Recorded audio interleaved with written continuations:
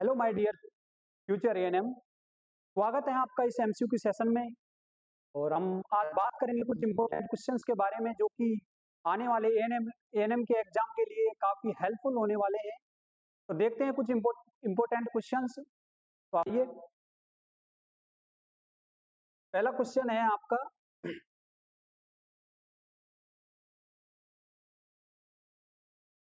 पहला क्वेश्चन कह रहा है कि निम्न में से भ्रूणीय जनन स्तर एक्टोडर्म से विकसित होने वाली संरचना है। यानी कि जो हमारी जर्म लेयर होती है एक्टोडर्म, यानी 3 लेयर पाई जाती है। एक होती है एक्टोडर्म, वही होती है दूसरी मीजोडर्म, और तीसरी लेयर होती है एंडोडर्म। यानी कि जो एक्टोडर्म से बनने वाले कौन कौन से ऑर्गन है जो एक्टोडर्म से बनते हैं। तो आइए देखते हैं। पहला ऑप्शन कहता है हमारा पहला ऑप्शन कहता है हमारा केंद्रकीय तंत्रिका तक, यानी कि सेंट्रल नर्वस सिस्टम सीएनएस। वही क्वेश्चन बी कहता है पीयूष ग्रंथि, यानी कि पीयूष ग्रंथि और मास्टर ग्लैंड होती है। और सी कहता है त्वचा की एपिडर्मिस, यानी कि हमारी एपिडर्मिस। यानी कि तीनों के तीनों ऑप्शन है जो इसमें राइट ऑप्शन है। तो इसका जो राइट आंसर जाएगा क्या जाएगा, डी। यानी कि तीनों के तीनों ऑप्शन सही है। यानी कि सेंट्रल नर्वस सिस्टम भी हमारी एक्टोडर्म बनाती है, वहीं हमारा पीयूष ग्रंथि है उसका भी जो निर्माण करती है वो पीयूष ग्रंथि करती है। और त्वचा की एपिडर्मिस होती है उसका भी निर्माण कौन करती है, एक्टोडर्म। 3 लेयर पाई जाती है। मैं आपको बता देता हूँ थोड़ा थोड़ा सा बस। 3 लेयर होती है हमारी, जर्म लेयर होती है 3। पहली होती है हमारी एक्टोडर्म, एक्टोडर्म। वही दूसरी होती है हमारी मीजोडर्म, जो कि मिडल में पाई जाती है। और तीसरी होती है हमारी कौन सी, एंडोडर्म। ठीक है, 3 लेयर पाई जाती हैं। तीनों लेयरों में इसके पास में एक स्पेशल कंटेंट पाया जाता है जिसको बोला जाए नोटोकोड। अब नोटोकोड करता क्या है, जो इस मीजोडर्म का नोटोकोड है ये बार बार स्टिमुलेट करता है किसको, हमारी एक्टोडर्म लेयर को। यानी कि जर्म जो लेयर होती है उस एक्टोडर्म को बार बार स्टिमुलेट करता है। बार बार स्टिमुलेशन करने के कारण ये अपने आप में क्या हो जाती है, अपने आप को थिक हो जाती है। यानी अपने आप को क्या कर लेती है, चेंज कर लेती है। बार बार स्टिमुलेशन करने के कारण थिक हो जाती है। और ये अपने आप को किस में चेंज कर लेती है, न्यूरल प्लेट में। अपने आप को न्यूरल प्लेट में चेंज कर लेती है, न्यूरल प्लेट में। अब बात करते हैं कि न्यूरल प्लेट। अब न्यूरल प्लेट के 2 भाग होते हैं। न्यूरल प्लेट के कितने भाग होते हैं, 2 टाइप होते हैं। न्यूरल नहीं, उसके बाद न्यूरल प्लेट को स्टिमुलेशन, ये न्यूरल प्लेट को भी स्टिमुलेट करता है नोटोकोड। न्यूरल प्लेट को भी बार बार स्टिमुलेट करने के कारण ये अपने आप को चेंज कर लेती है किसमें, न्यूरल ट्यूब में। न्यूरल प्लेट से क्या बन जाती है, न्यूरल ट्यूब। ठीक है, तो न्यूरल ट्यूब होती है, इसके 2 पार्ट होते हैं। न्यूरल ट्यूब से इस तरीके की न्यूरल ट्यूब होती है हमारी, इस तरीके से। ये हमारा एंटीरियर छोर, एंटीरियर पार्ट, और दूसरा होता है हमारा पोस्टीरियर पार्ट। ठीक है, 2 पार्ट पाए जाते हैं, एंटीरियर एंड पोस्टीरियर। जो एंटीरियर पार्ट होता है ये बनाता है हमारा क्या, सेंट्रल नर्वस सिस्टम। ठीक है, और जो ये हमारा होता है ये बनाता है ब्रेन। नहीं, ये वो बनाता है ब्रेन, ये ब्रेन बनाता है हमारा। ठीक है, ये जो होता है ये बनाता है ब्रेन, और यही ये बनाता है क्या, स्पाइनल कोड। यानी कि न्यूरल ट्यूब का जो पोस्टीरियर पार्ट होता है ये बनाता है स्पाइनल कोड, और एंटीरियर जो पार्ट होता है वो बनाता है हमारा क्या, ब्रेन। ठीक है, central nervous system. Neural plate जो जो वो बनाती है, एक बनाती है सेंट्रल नर्वस सिस्टम और एक बनाती है peripheral nervous system. Peripheral nervous system की बात करते हैं तो ये इस तरीके से न्यूरल ट्यूब में से 2 पार्ट निकलते हैं, एंटीरियर पार्ट और पोस्टीरियर पार्ट। तो एंटीरियर पार्ट बनाता है हमारा ब्रेन, और जो पोस्टीरियर पार्ट है वो बनाता है हमारा क्या, स्पाइनल कोड। ठीक है, तो इस तरीके से सीएनएस यही बनाता है, पीयूष ग्लैंड यही बनाता है, और त्वचा की एपिडर्मिस का भी यही निर्माण करता है। जिसका राइट आंसर जाएगा हमारा डी, यानी कि उपयुक्त सभी कौन बनाता है, एक्टोडर्म। ठीक है, अब देख लेते हैं अगला क्वेश्चन आपका क्या कहता है। अगला क्वेश्चन, क्वेश्चन नंबर 2, कि निम्न में से भ्रूणीय जनन स्तर एंडोडर्म से विकसित होने वाली संरचना है। तो हमने देखे एक्टोडर्म क्या क्या बनानी है, तो एंडोडर्म किस किस का निर्माण करती है, तो देखते हैं एंडोडर्म। तो ऑप्शन ए कहता है यकृत का, और वहीं ऑप्शन बी कहता है पाचन नाल का और एपिथेलियल आवरण का, और मूत्राशय की श्लेष्मा झिल्ली का। तो ये जो एंडोडर्म होती है तीनों के तीनों ही ये बनाती है कि तीनों के तीनों ये बनाती है। एक्टोडर्म क्या क्या बनाती है? केंद्रीय तंत्रिका तंत्र, पीयूष ग्रंथि और एपिडर्मिस, ठीक है। और एंडोडर्म क्या क्या बनाती है? यकृत, पाचन नाल का एपिथेलियल आवरण और वही मूत्राशय की श्लेष्मा झिल्ली। और जो हमारी मीजोडर्म होती है, मीजोडर्म क्या क्या बनाती है? हार्ट, उसका आवरण और भी अंदर के विसरल ऑर्गन्स बनाने का काम करती है। कौन? मीजोडर्म, ठीक है। तो देख लेते हैं हम, इसका राइट आंसर जाएगा डी। इसका राइट आंसर जाएगा डी, ठीक है। उपयुक्त सभी, यानी कि सारे के सारे राइट आंसर है इसके, तीनों के तीनों ऑप्शन क्या है, ठीक है। तो इसका आंसर जाएगा डी, ठीक है। क्वेश्चन नंबर 3 क्या कहता है आपका कि मानव गर्भावस्था की अवधि कितने दिन की होती है? कि मानव गर्भावस्था की अवधि कितने दिन की होती है? ऑप्शन ए कहता है 9 महीने तथा 7 दिन, वही ऑप्शन बी कहता है 9 महीने, और ऑप्शन सी कहता है आपका 10 महीने, और ऑप्शन डी कहता है 8 महीने।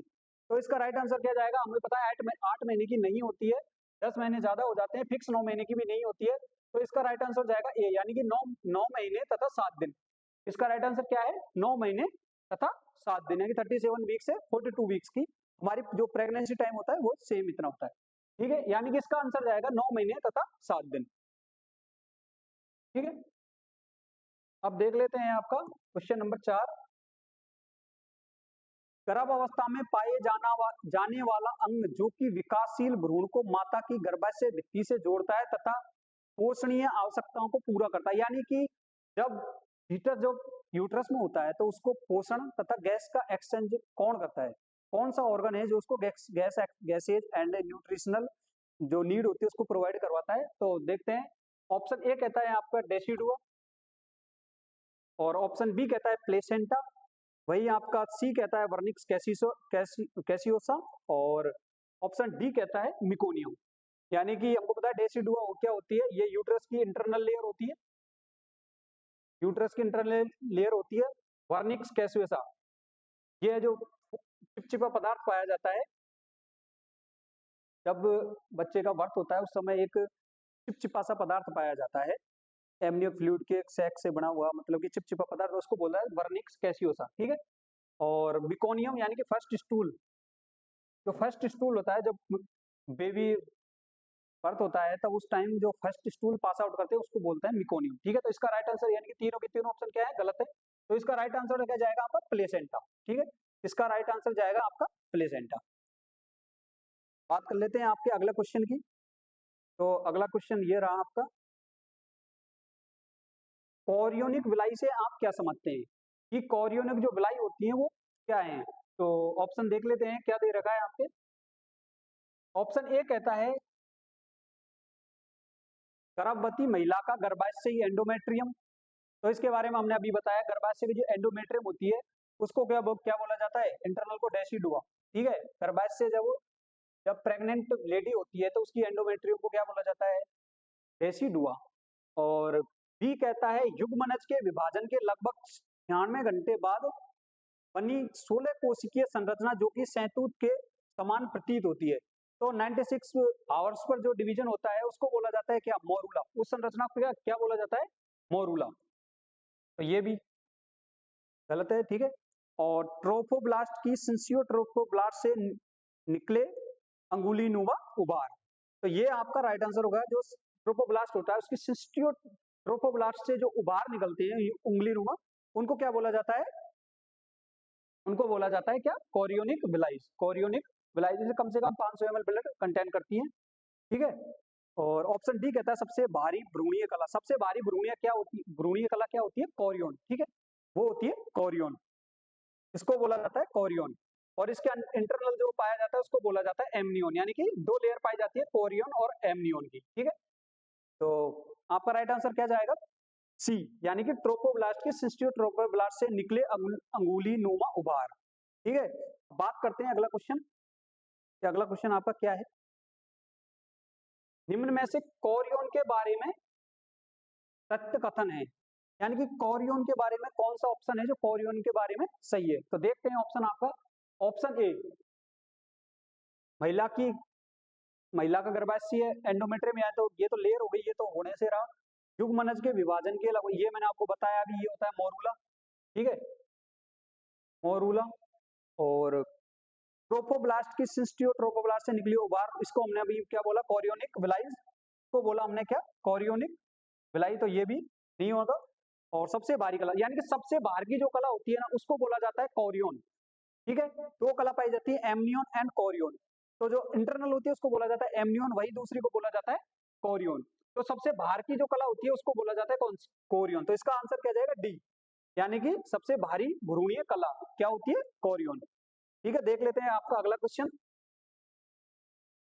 तो आपका अगला क्वेश्चन ये रहा कि गर्भस्थ भ्रूण में होने वाले विकास के दौरान 8 सप्ताह की समय अवधि पर दिखाई देने वाला परिवर्तन, यानी कि जब गर्भावस्था में जब जो फीटस होता है उसकी 8 सप्ताह की जो अवस्था होती है उसमें क्या परिवर्तन आए। तो देखते हैं ऑप्शन क्या कहते हैं आपके। ऑप्शन ए,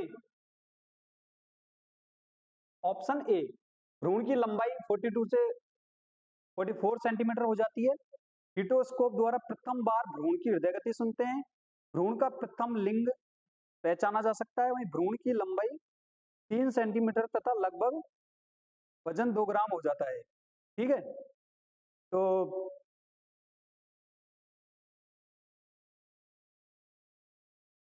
ये तो होता नहीं है, तो 36 वीक पे होता है। और फीटोस्कोप द्वारा ये 20 वीक पर हम देखते हैं, ठीक है। पहली बार जो सुनी जाती है भ्रूण की जो 8 बीट सुनी जाती है वो 20 वीक पर सुनी जाती है। और भ्रूण का प्रथम बार लिंग पहचाना, तो ये राइट आंसर होगा आपका, ठीक है। ये आपका राइट आंसर होगा, भ्रूण का प्रथम बार लिंग पहचाना जा सकता है। भ्रूण का प्रथम बार लिंग पहचाना जा सकता है, इसका राइट आंसर होगा सी, यानी कि ये भी गलत है। भ्रूण का प्रथम बार लिंग पहचाना जा सकता है।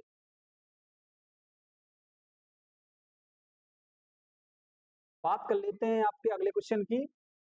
तो अगला क्वेश्चन कहता है आपका, गर्भस्थ शिशु में होने वाले विकासात्मक परिवर्तन के 12 सप्ताह की समय अवधि पर होने वाला परिवर्तन। तो मैंने अभी आपको बताया ये तो 20 वीक पे होता है और ये आपका 36 पे, तो ये दोनों तो ऑप्शन क्या है, गलत है, ठीक है। भ्रूण का प्रथम बार लिंग पहचाना जा सकता है, तो ये मैंने आपको बता दिया, ये 8 वीक पे होता है। और ऑप्शन डी बचा है, ऑप्शन डी, तो ये ऑप्शन डी आपका राइट है। भ्रूण की लंबाई 3 सेंटीमीटर तथा वजन 2 ग्राम लगभग। तो जो 12 वीक की जो प्रेगनेंसी होती है उस पर 3 ग्राम, ये आपका लिखा हुआ है कि 3 सेंटीमीटर तो उसकी लेंथ हो जाती है और 2 सेंटीमीटर उसका 2 ग्राम उसका वेट हो जाता है, ठीक है। तो इसका राइट आंसर क्या जाएगा, डी, यानी कि डी। अगला क्वेश्चन देख लेते हैं आपका। अगला क्वेश्चन क्या कहता है, अपरा के कार्यों में शामिल है, अपरा यानी प्लेसेंटा, प्लेसेंटा की क्या क्या कार्य करता है। प्लेसेंटा हमारी बॉडी में जो माँ और शिशु को जोड़े रखता है, प्लेसेंटा, वो क्या क्या काम करता है। तो ऑप्शन ए कहता है आपका, ये विकासशील भ्रूण की पोषणीय आवश्यकताओं की पूर्ति करता है। ऑप्शन बी कहता है विकासशील भ्रूण के गैसीय आदान प्रदान में सहायक होता है। और ऑप्शन सी कहता है हमारा विकासशील भ्रूण के उत्सर्जित पदार्थों के उत्सर्जन में सहायक होता है। यानी कि सारे के सारे इसके जो ऑप्शन है वो क्या है, सही है, ठीक है, सारे के सारे ऑप्शन सही है। देखो भाई, प्लेसेंटा का कार्य होता है कि ये विकासशील भ्रूण को पोषणीय आवश्यकता कौन प्रदान करता है, प्लेसेंटा।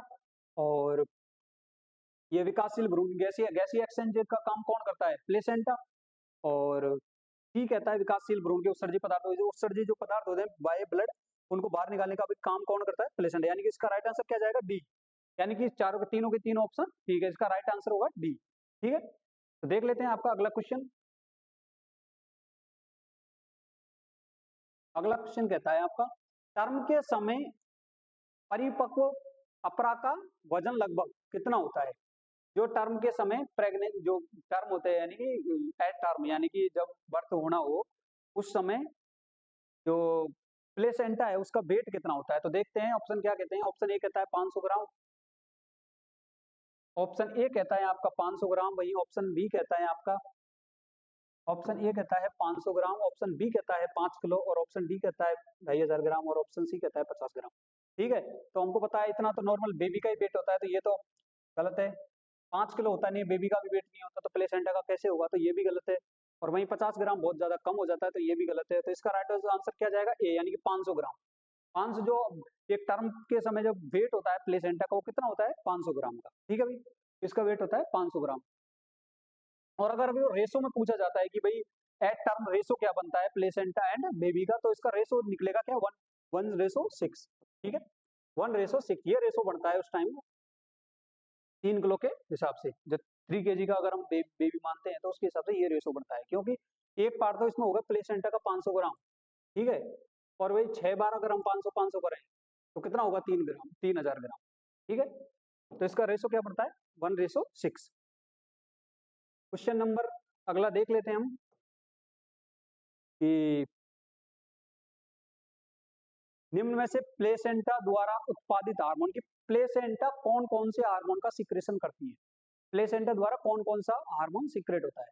तो देखते हैं पहला एससीजी का करती है, एस्ट्रोजन ये भी सही है, प्रोजेस्टेरोन ये भी सही है, यानी कि तीनों के तीनों आंसर सही है। तो इसका राइट आंसर जाएगा डी, यानी कि उपयुक्त सभी, यानी कि सारे के सारे हार्मोन्स का ये सिक्रेशन करती है कौन, प्लेसेंटा, ठीक है, क्योंकि ये प्रेगनेंसी को मेंटेनेंस करने के वाले हार्मोन्स हैं, इनको सबको जो सीक्रेट करने का काम करती है प्लेसेंटा। बाकी वो ऐसे ओवरी से भी होते हैं प्रोजेस्टेरोन और एस्ट्रोजन वगैरह, लेकिन यहाँ पर अभी पूछा है प्लेसेंटा का, तो ये तीनों के तीनों हार्मोन प्लेसेंटा सीक्रेट करती है। अब क्वेश्चन है आपका कि गर्भस्थ शिशु में होने वाले विकासात्मक परिवर्तन के दौरान 20 सप्ताह की समय अवधि पर होने वाला परिवर्तन। तो मैंने आपको अभी बताया, ये जो ऑप्शन ए कहता है तो 42 से 45 सेंटीमीटर, तो ये होता है 36 वीक पर, ठीक है। हीटोस्कोप द्वारा प्रथम बार भ्रूण की हृदय गति सुनी जा सकती है, तो ये मैंने आपको बताया 20 वीक पर, कि 20 वीक पर सुनी जा सकती है। वहीं भ्रूण का प्रथम बार लिंग पहचाना जा सकता है, तो ये हमने देख लिया,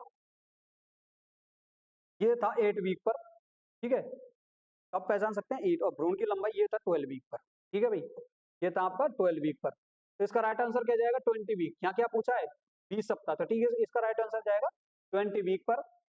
क्या कर सकते हैं, फीटोस्कोप से क्या सुन सकते हैं, बच्चे की पहली बार हार्ट बीट सुन सकते हैं, ठीक है, हार्ट बीट कब सुनी जा सकती है 20 वीक पर। और क्विकनिंग का जो समय होता है वो भी हमारा 18 से 20 का ही माना जाता है, 18 वीक का। तो देख लेते हैं आगे आपका क्वेश्चन क्या कहता है।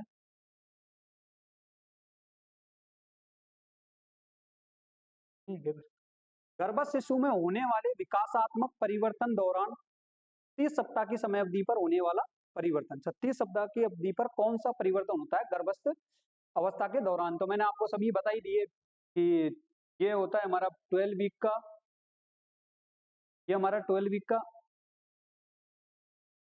ये हमारा होता है 12 वीक का, और जो प्रथम बार लिंग ये 8 वीक पर पहचान सकते हैं हम, और जो फीटोस्कोप द्वारा ये 20 वीक का मैंने आपको बता ही दिया, और ये 36 का पूछा है, तो इसका राइट आंसर क्या जाएगा ए, यानी कि भ्रूण की लंबाई 42 से 44 सेंटीमीटर होती है, 42 से 44 सेंटीमीटर होती है, तो इसका राइट आंसर जाएगा ए, इसका राइट आंसर क्या जाएगा ए, ठीक है।